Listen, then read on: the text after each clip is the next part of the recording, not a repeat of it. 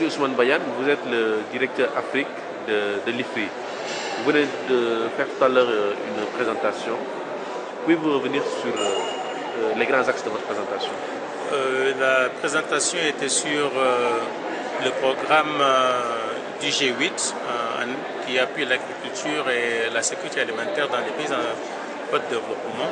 Un programme qui a un fonds au niveau de la Banque mondiale. Et au niveau de ce fonds, il y a des possibilités d'acquérir des financements pour des programmes de développement agricole, mais surtout des programmes issus des programmes détaillés pour le développement de l'agriculture en Afrique du NEPAD. Donc les pays qui ont préparé les PNIA, comme on les appelle dans ce cas-là, le Programme national d'investissement agricole, peuvent préparer des programmes d'investissement ou bien en tout cas des projets qu'ils soumettent à ce Trust Fund pour accéder à des financements. Le Sénégal a récemment eu 40 millions de dollars. Jusqu'à présent, c'est aux environs de 650 millions de dollars qui ont été décaissés, dont les 2 tiers pour les pays africains. Donc l'intervention, c'était aujourd'hui d'expliquer ce fonds. Je fais partie du comité de suivi qui décide de l'approbation des programmes.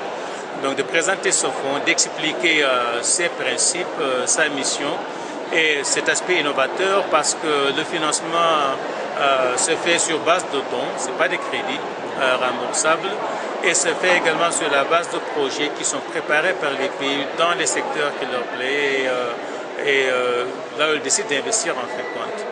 Donc c'est pour quelque part promouvoir l'agriculture.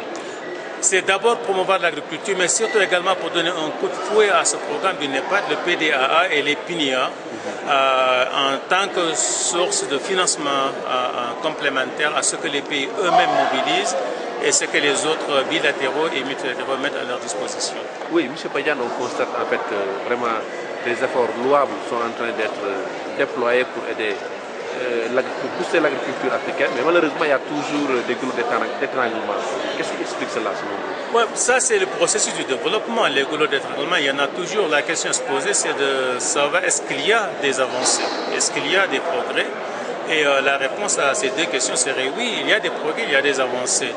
Vous regardez le niveau de productivité de l'agriculture africaine ces dernières 10 années, l'Afrique en fait se place devant toutes les autres régions du monde.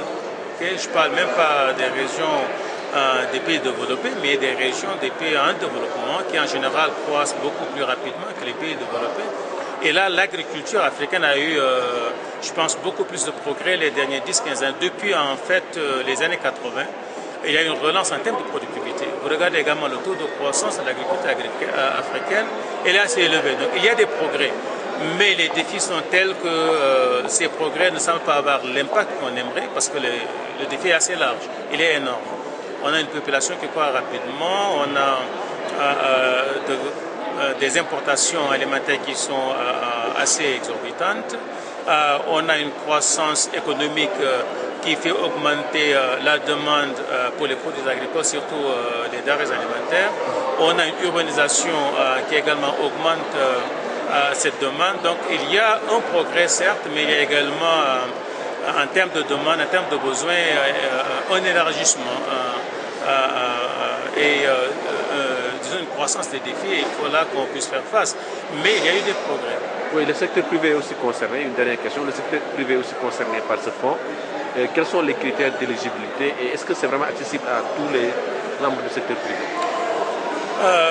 Bon, les critères veulent que le programme d'investissement ait un volume d'au moins 5 millions de dollars pour être éligible. Mais également parce qu'il y a une différence d'abord. Laisse-moi faire la distinction. Il y a la fenêtre publique, là où les projets soumis par les gouvernements sont financés. Ça, c'est des dons. Et il y a toute une procédure d'évaluation qui est en fait participative parce qu'il y a des représentants des pays bénéficiaires. Maintenant, il y a une fenêtre secteur privé qui est gérée par la Société financière internationale et parce que la SFI contribue également au financement de ces mêmes projets, ils suivent leurs propres procédures et leurs propres critères. Et donc, c'est les critères que la SFI utilise pour évaluer tous les autres projets, ils utilisent ces mêmes critères pour évaluer les projets à financer dans le cadre de ce fonds pour l'alimentation et la sécurité alimentaire au niveau mondial. Mais c'est des termes, je pense, beaucoup plus faciles, beaucoup plus abordables pour le secteur privé. Le problème, c'est qu'il n'y a pas encore autant de demandes qui ont été traitées. Il n'y a pas encore assez de projets qui ont été financés. Donc il y a quelque part une certaine lourdeur qu'il faut chercher à régler. Et je pense qu'il y a actuellement des réflexions en cours. Je pense que d'ici les 2-3 prochains mois, je pense qu'il y aura des propositions sur la table pour régler ce problème-là.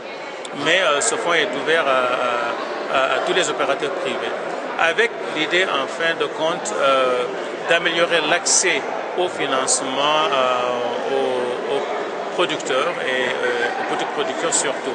Donc il y a toute cette question d'intermédiation qui se pose au-delà du problème des critères pour l'accès à ces fonds-là. Donc il y a énormément de choses à clarifier et sur lesquelles nous travaillons pour les prochains mois. Ok, je vous remercie. Merci. M. Baya.